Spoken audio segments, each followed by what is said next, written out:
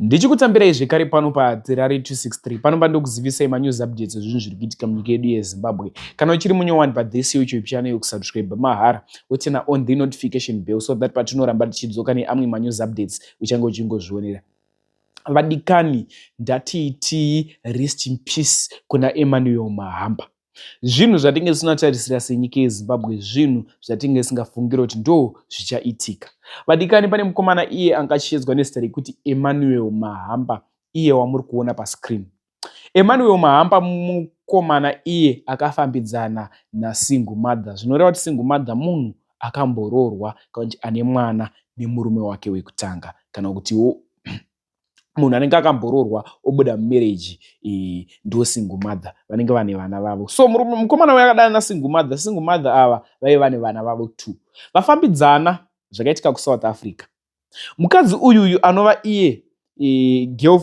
iye anga kufambidzana naEmmanuel Mahamba anga akambororwa nemurume iye wekuGhana. So zvanga akarorwa vaviri ava pavanga vakarorana vanhu vanga vatove nevana vavo 2. Iye mukadzi achiudza Emmanuel Mahamba akaudza Emmanuel Mahamba achiti takarambana nemurume saka ndafunga kuti tifambidzane newe. Zvisinei rudo zviri kunzi rwakatombopisa ende zviri kutonzi vakatombopingesana vachidanana. After vadanana kwenguva yakati kurei, anova iye ex husband yemukadzi uyuyu akazotanga mudiro wazviri kuita zvikunzi akatanga kutreka mukadzi wake achida kuona kuti ari kudanana nani, ari kufambidzana nani. Pavhidhiyo muchazonzwa zvakanyanya kuwanda pamusoro pevhidhiyo iroro. So zviri kunzi akazoudzwa kunzi mukomana uyu ndiye ari kufambidzana nemukadzi wako. Apo Emmanuel Mahamba mufiro waakaita vadikani, vhidhiyo riripo, asi handisi kuzorisa pano pathis YouTube channel nekuti tinovharisirwa akaunti yedu yenews makatadza kuwana manews updates. Zvandichaita ndiri kuisa link mucomment section, kana kuti ndichaisa link mucomment section reWhatsApp channel yedu. Ndichaisa futi nhamba dzangu pascreen. So wakakwanisa kupinda muWhatsApp channel ndo vhidhiyo ratoveko kudhara. Wakauyawo kuWhatsApp nhamba uku uchida kutaura neni sei paWhatsApp, ndichazokusendera vhidhiyo, but kuWhatsApp channel vhidhiyo raveko kare.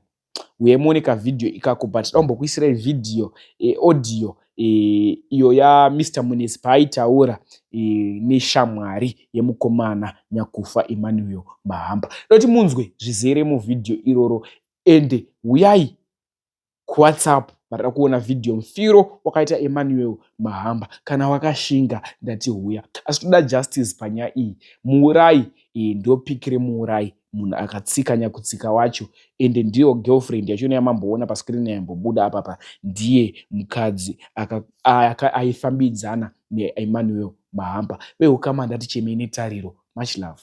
Chinimira ndikudzai zvakaitika kubva Maxeni. Yes.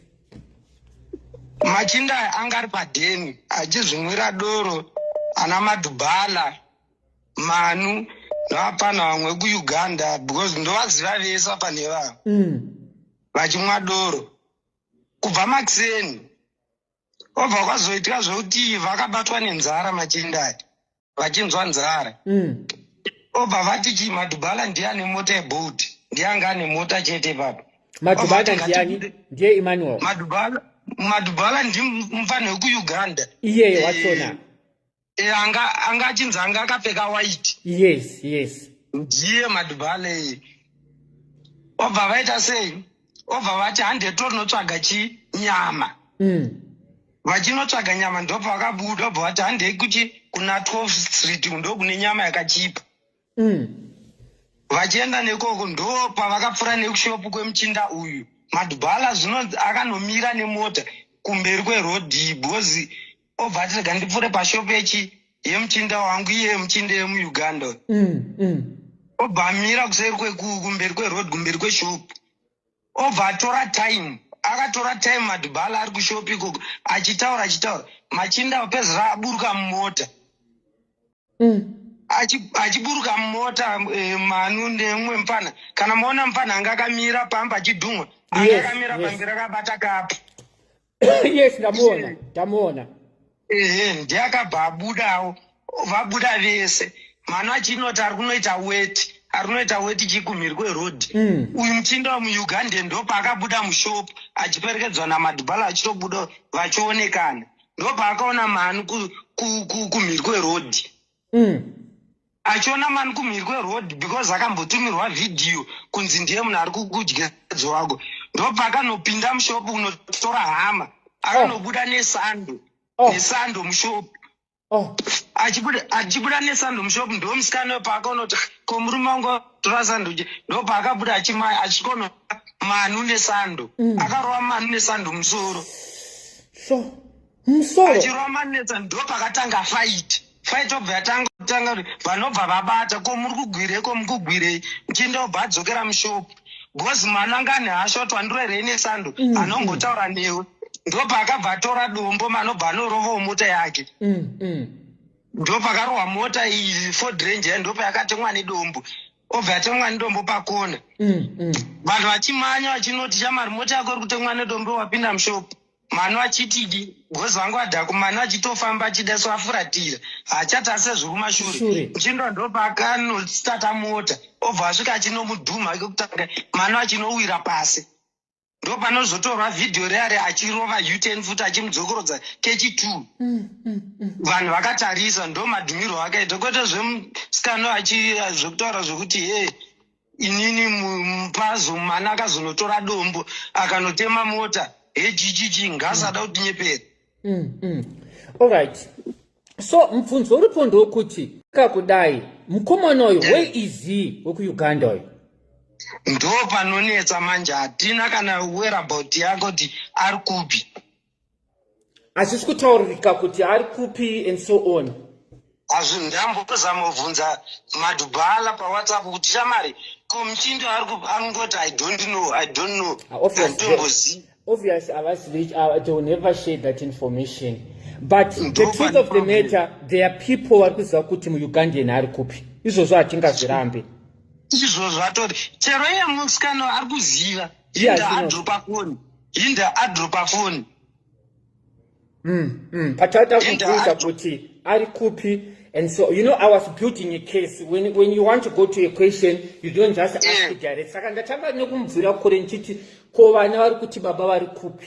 Ndaita kubuilda kuti ndizosvika direct. Ndizoti saka akapedzisa kutaura nevana reni iye ari kupi muri kucommunicate sei and so on. Ndo paadzimira foni ipapo ndo paitira noko. So musikana ane noko. Okay, sekuona kwenyu kune vamwe vanga vachitaura kuti nemuUgandan vanga vakaroorana ichokwadi here kana kuti vanongogara vese?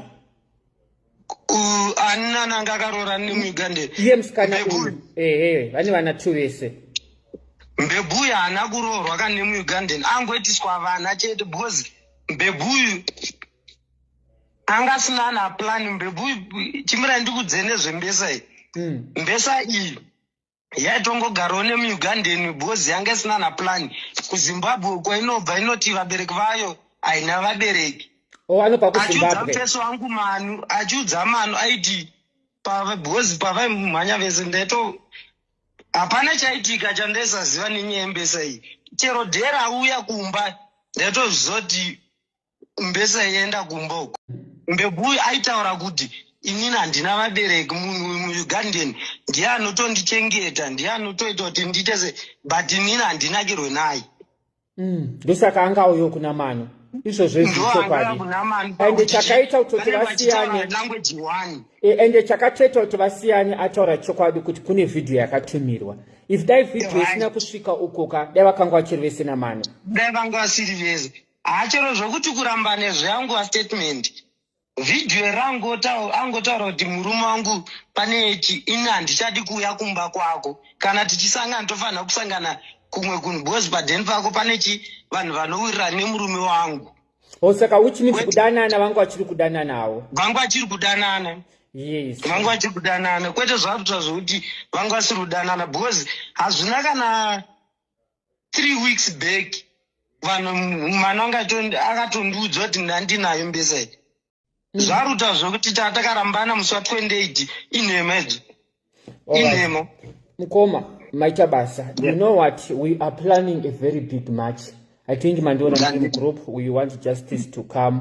If we have to take this further. We want justice. Because you are ongo Raymond. And the one thing I like is in this kuti yakutrenda yapinda pa Twitter, and I want a Minister of Police ategwa, police commissioner ategwa kesi yachona. Saka ya kuzikanwa. And I'm also going to talk to a Zimbabwean journalist about IT story yachona Ibude Mangwana. I'll also talk to another guy who ETV kuti IT a coverage case iyo again.